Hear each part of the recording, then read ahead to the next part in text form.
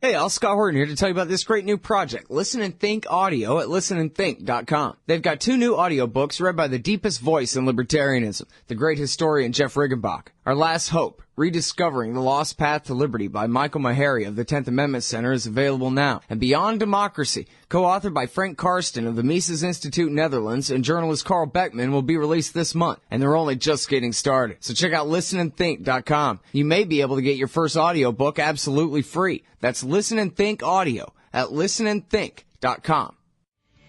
I'm Scott Horton. This is my show, The Scott Horton Show. My website is scotthorton.org. You can find all my interview archives there. Almost 3,000 now. Better than 150 of them are with our next guest, Gareth Porter, the best reporter for Interpress Service, IPSnews.net, and author of Perils of Dominance. Can be a tricky business, dominance. Welcome back to the show. How are you doing, Gareth? I'm doing fine. Thanks very much, Scott. Glad to be back. Well, I'm very happy to have you here. So listen, the reports are in that the North Vietnamese communists have attacked our patrol boats. I mean, Saddam Hussein did the anthrax attacks. I mean, Bashar al-Assad, why, he's using sarin gas against his people. Oh, really? Yeah, that's what they said on CNN. I've heard the rumor, yeah. So are you asking me a question about that? Yeah, well, are you buying it or not? Not yet. I've seen the videos, and I'm not quite sure what to make of them. But at this point, it's hardly proof that this happened.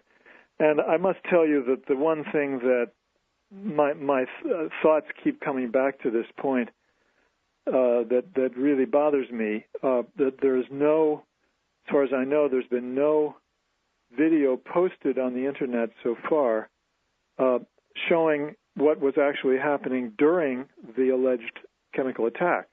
That would, of course, be far more persuasive, far more important in terms of visual evidence of a chemical attack, to see the immediate effect on people of the alleged chemicals that were being dropped or being fired at the site. So, I mean, I find that, at least so far, to be an anomaly that I'm going to be watching. Okay, now, is it 2 or 3 times in the past there have been reported chemical attacks like these against the so-called rebels there, whatever you want to call them? The fighters. I don't know if it's been 2 or 3 times, but maybe 3 times, yeah, that there have been claims of this. And the Obama administration has ended up, the State Department has ended up saying, actually, you know, we're not certain that the evidence is strong enough to really make a compelling case, and they've weaseled out of it, thank goodness, so far, right? I think that's pretty much the case. They've tried to kind of have it both ways, that they've allowed the impression to linger that these reports are credible, but they have not completely embraced them, I think is fair to say. Well, let's hope that keeps up. Yeah, and I think, you know, as you know, and people who follow the news carefully would know, the previous reports were not very precise, and certainly did not have the kind of visual evidence that they're now trying to suggest is convincing to prove that there was a major chemical attack. And in fact, that's the major reason why the evidence in the previous instances has not been given a whole lot of credibility.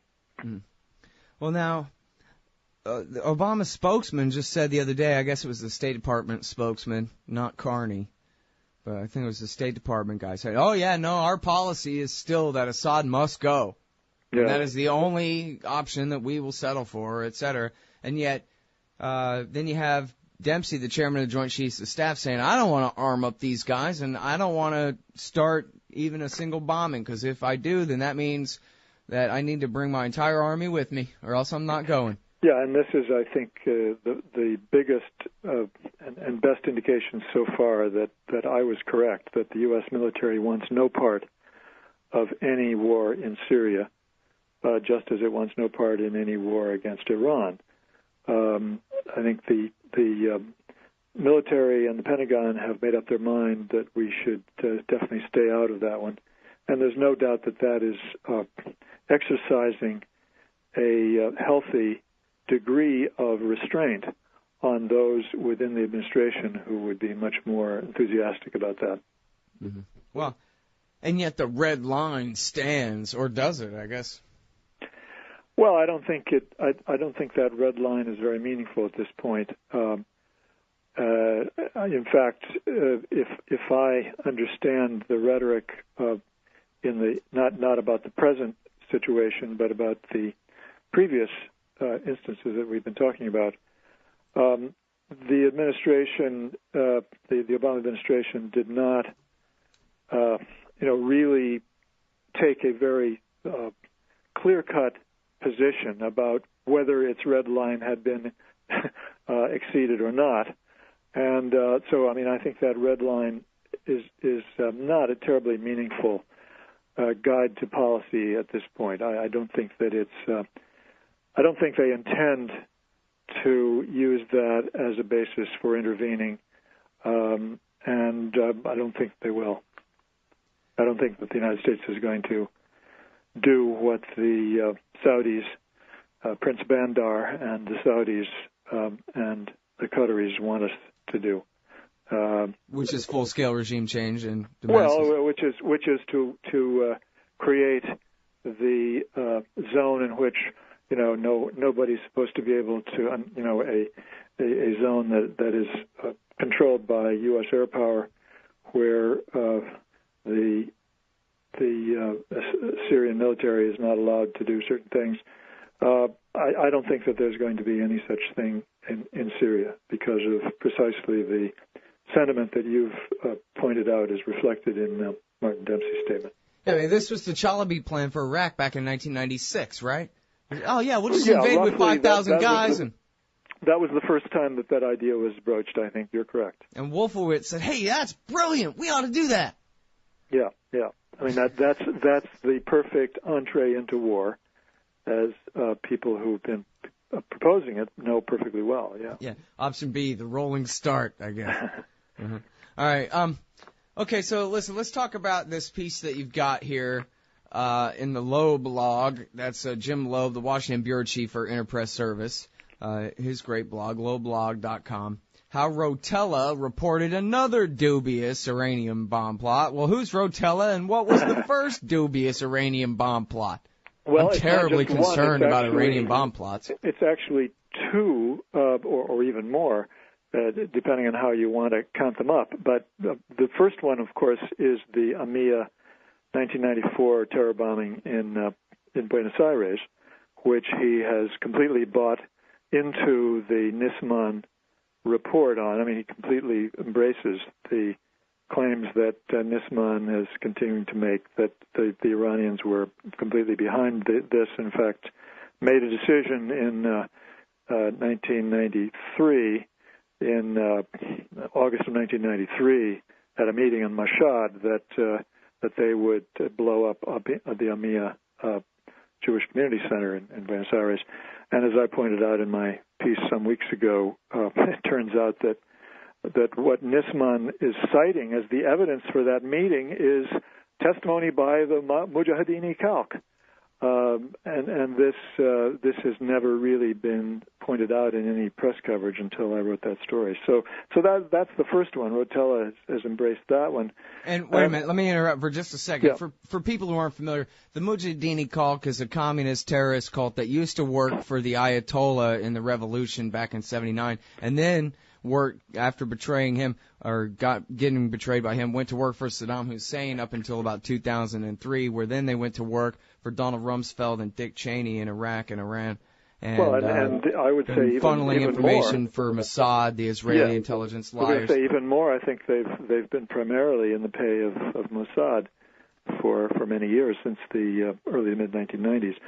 The Mujahideen Khalq was once both Marxist and Islamic, supposedly, and of course they gave up both their Marxism and their Islamism along the way to becoming essentially a bunch of terrorists for hire.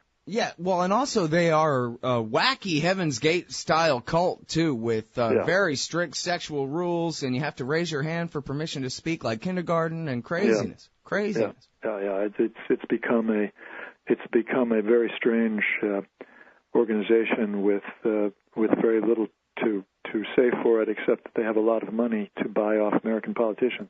Mm-hmm. And even the one thing that they got right, they cribbed from David Albright, who will correctly, I think, cry and insist that he really pointed to Natanz first, and I don't know if it was the Israelis that told him about it. But right. The MEK, they never really have gotten a single thing right that they actually got first. Have they?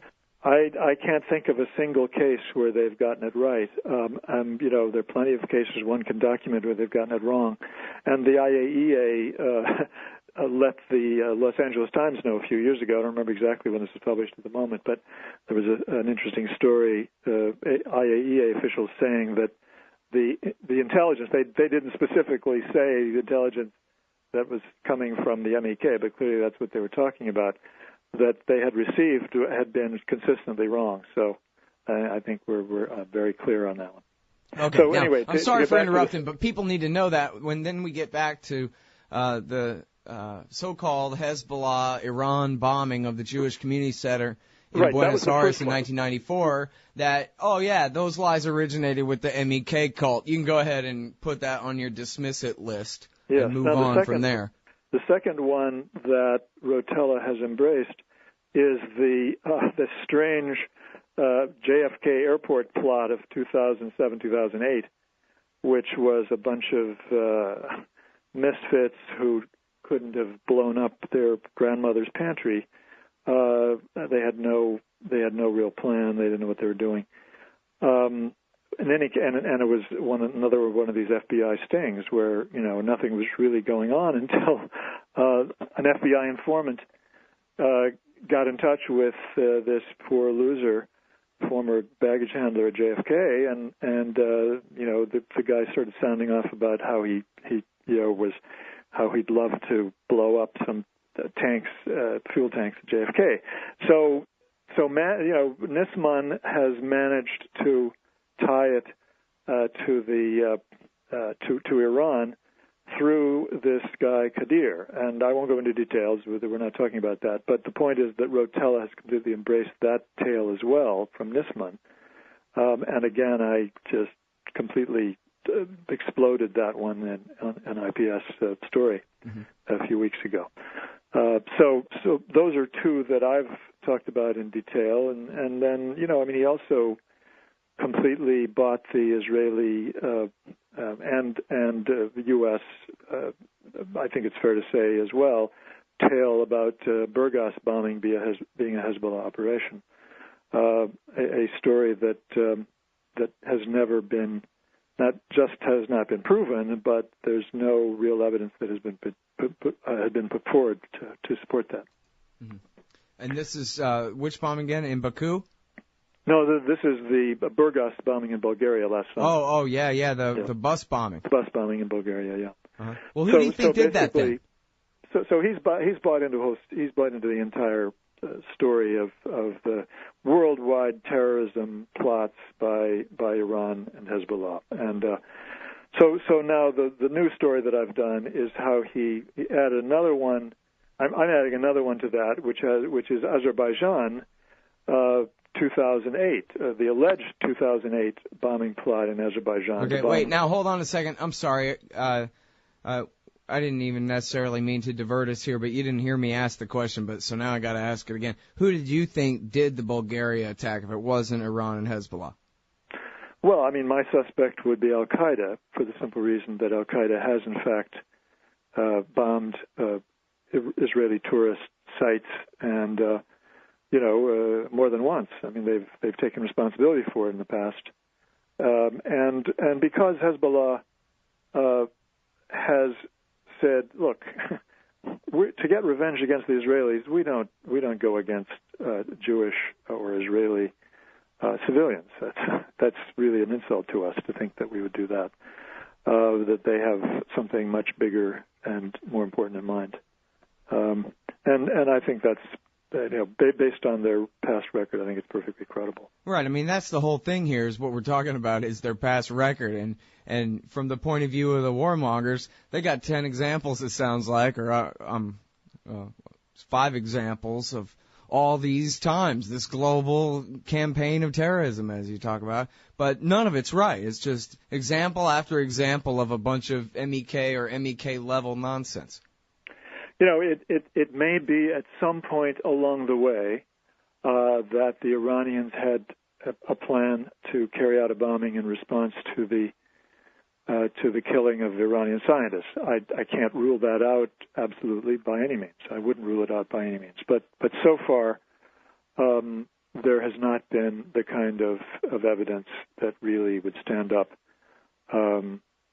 that shows that there's no question that the Iranians have done that, or that Hezbollah has carried out any bombing in as a revenge against any of these things that the Israelis say the Iranians and Hezbollah want to revenge. One of them being the killing of Imad Mughniya, the top-ranking security official of Hezbollah in Damascus in 2008.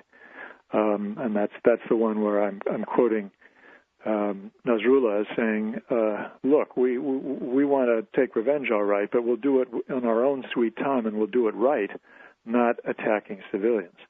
So that's the storyline so far as I see it. Mm-hmm. All right. So now, I guess before you get to dismantling the case, what is exactly the case that they had done this bombing in Azerbaijan? And are they just making stuff up here, or is there a reason that they think what they think, Rotella and the people he's citing here?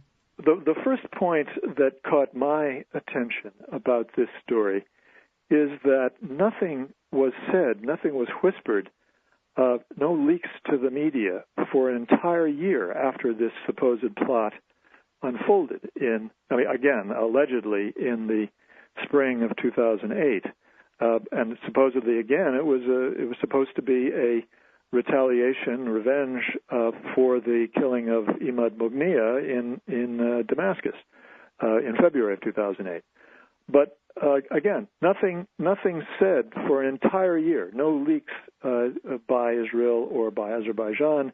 No statements by Azerbaijan or Israel about this until May 30th or 31st, 2009, when Rotella publishes a story which is based clearly on Israeli sources and Matthew Levitt, who might as well be an Israeli source. I mean, he basically does nothing. He works for WINEP, of course, the Washington Institute on Near East Policy, and does nothing but pass on information that reflects the Israeli point of view on terrorism, which is his beat. So the story comes out in May 2009 that there was a plot by 2 Lebanese who were working for Hezbollah, and who they also, the Azerbaijanis claim that they were also working for Al Qaeda, which is an interesting plot line. Which, of course, I don't believe for a moment. Like the terrorists of the Mavi Marmara. Exactly. So the idea was that they were going to blow up the Israeli embassy, which is in a 7-story high-rise building, which is heavily guarded and which no one is allowed to park close to, and which would have required arguably thousands of pounds of TNT to actually do what they claimed they were wanting to do. And according to the story that Rotella tells, the alleged plotters had amassed a total of a few hundred pounds of TNT, and they were waiting for more from their Iranian spies, according to the story. So that part of it didn't particularly ring true. But even now, are you sure the FBI wasn't in on this? It sounds like one of theirs.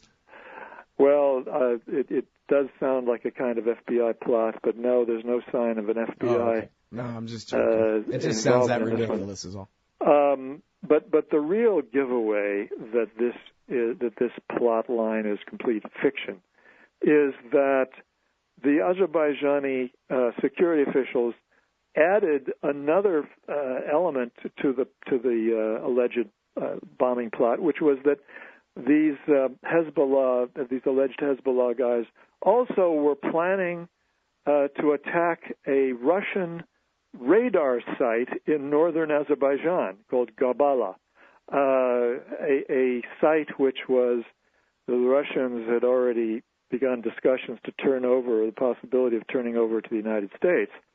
But there were 900 Russian military personnel there, or not military personnel, but personnel of the Russian Space Agency, if I remember correctly. So an attack on that, of course, would have been just what the doctor ordered for the Israelis, but not exactly what the Iranians would have wanted in terms of their relations with Russia. And for what? I mean, for no reason whatsoever. So that was clearly, that's just a complete fiction, I mean, without any question. That doesn't add up at all. I mean, there are other problems as well. I mean, the storyline about how they were captured trying to flee to Iran with all of the incriminating evidence in their car, all of the TNT supposedly that they had amassed was in their car, trying to flee to Iran. That's an insult to our intelligence, it seems to me. Yeah. Well, that happens every so often with these. And on the big picture, too, and it's an interesting thing. It's the same on all these little terrorist attacks as it is on the nuclear program. A steady stream of accusations. Some of them got to be true. There's got to be a nuclear weapons program, and there's got to be an international terror campaign here somewhere. Gareth, are you just blind or what? Because I keep hearing this for decades in a row. With all that smoke, there's got to be some fire somewhere, one would think. Right. It's a very powerful narrative.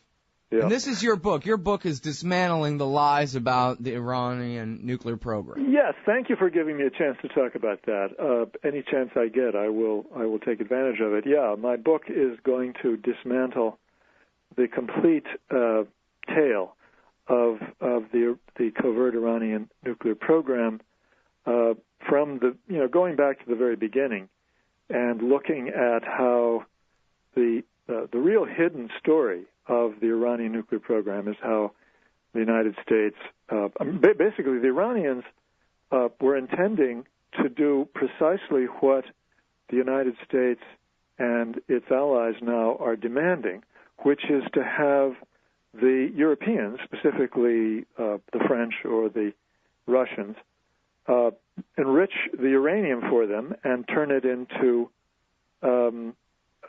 fuel rods for Bushehr. And that's what the Iranians were planning to do when they, after the Islamic Revolution, when they had to make a decision about what are we going to do about Bushehr and the nuclear program. And they were very skeptical about the whole, the Shah's nuclear program. I mean, they felt that it was a kind of toy, an expensive toy, which reflected his relationship with the United States and all that went with that. So they were very unenthusiastic about it, but they had this Bushehr reactor, which they'd put billions of dollars into, really, which was like 80% complete and then had been bombed during the war, and they had to decide what to do with it. Well, they finally decided they'd try to resuscitate it because they'd put so much money into it, and that meant, trying to make arrangements for getting enrichment, to get the fuel rods. Well, it turned out the United States wouldn't let the French cooperate with the Iranians to do that. They wouldn't even let them enrich the uranium, turn it into fuel rods for the Bushehr reactor, because that would mean that the Iranians would get some knowledge about nuclear reactors and nuclear power, and that was too dangerous. So that's really the origins of how the Iranians had to make the decision to either abandon their nuclear rights completely, which was an unacceptable choice, or essentially acquire the capabilities to enrich uranium themselves, and that's exactly what they decided to do. And that then was turned into a propaganda ploy by the United States as a basis for accusing the Iranians of wanting to have nuclear weapons, which I'm going to point out was quite useful for certain interests in the U.S. national security state. And I'm going to leave it at that. I won't go into detail, but I think that, I document in my book how useful that was for the U.S. national security state to take that position. Well, you know, if anybody out there is a capitalist, they ought to be able to recognize that the government of Iran, even an Iranian government, can think in terms of opportunity cost, and there just is no international market for uranium ore, and especially not if you're Iran and the Americans, as you're talking about, are clamped down on every aspect of what you're doing. But there is an international market for oil, so obviously you're going to try to burn as much uranium as you can and sell the oil and make the money. It's as simple as that. There's no reason to believe that this is all just cover for one day having a nuke at all. That's precisely right. I mean, and of course, the economists from the United States were saying precisely that when the Shah was in power. I mean, they were saying, yeah, there's a very strong case here for nuclear power. And then, a couple of decades later, the chorus of, there's no economic basis for this. This can only be for one thing, and that's nuclear weapons, began to be read in the op-ed pages and the news columns. Mm-hmm. Yeah, and then it's amazing how many Wall Street Journal readers have never even heard of opportunity cost before when it comes to this issue, huh? Yeah, but one little piece of information which I think some of your listeners will find interesting is that in my research I discovered that a very interesting source in fact endorsed completely the Iranian case that they had no choice but to go secret after the United States essentially refused to let them have a peaceful nuclear program and tried its best to prevent them from getting any nuclear technology of any kind, including Boucher itself. Oh, yeah? Who's that?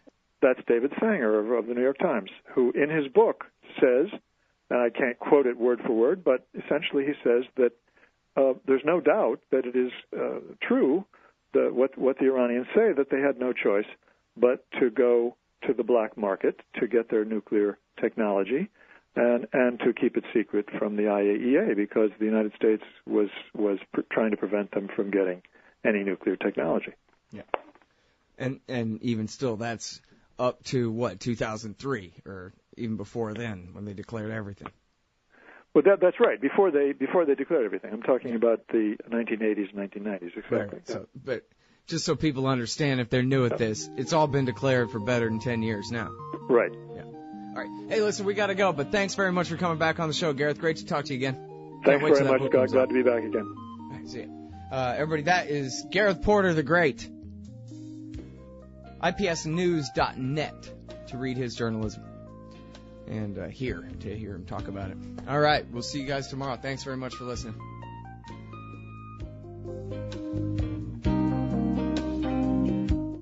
Why does the U.S. support the tortured dictatorship in Egypt? Because that's what Israel wants. Why can't America make peace with Iran? Because that's not what Israel wants.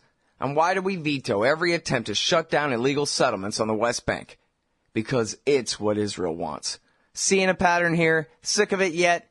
It's time to put America first. Support the Council for the National Interest at councilforthenationalinterest.org and push back against the Israel lobby and their sock puppets in Washington, D.C. That's councilforthenationalinterest.org. Hey, y'all, Scott Horton here for Rocky Mountain Miners at RockyMountainMiners.com. Ever wanted to destroy the Federal Reserve System? Now's your chance. New free market currencies are making our fake government money a thing of the past, and good riddance. If you want to mine new Bitcoins and Litecoins into circulation, you need a computer set up to crack the codes to the new coins. Get the Prospector from RockyMountainMiners.com. It's ready to do the work right out of the box. Crack the equations, spend the money. Use promo code Scott Horton Show and save $100. Get all the info and get the Prospector at RockyMountainMiners.com.